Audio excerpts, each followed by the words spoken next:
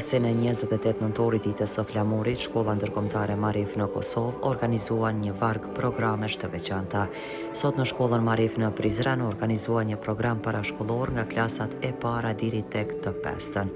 Në këtë organizim përshëndeti drejtori i përgjithshëm i Fondacionit të Shkollave Marif në Kosovë, Mehmet Nedim Aslan, i cili tha se kjo datë ka rëndësi edhe për kombin shqiptar, edhe dihet se shoqëria shqiptare ka një trashëgimi me shekuj të trestuar.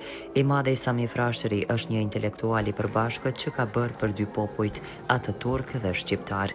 Ai para të pranishmëve ka theksuar faktin e rëndësishëm të festave kombëtare për secilin komb. Gjithashtu theksoi faktin që shqiptarët janë një faktor i rëndësishëm i rajonit, shfryzoi rastin tu uroj të gjithëve shqiptarëve festën kombëtare kudo që janë, në Kosovë, Shqipëri e Maqedoni të Veriut dhe pastaj ka vazhduar.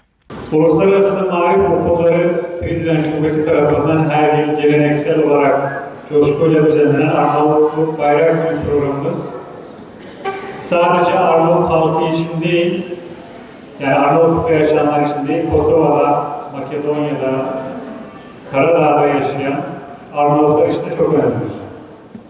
Kjo ditë nuk është veçantë vetëm për shqiptarët e këtij vendi, por është një ditë shumë e veçantë edhe për shqiptarët që jetojnë në Maqedoni, në Maqedoni dhe në vende të tjera.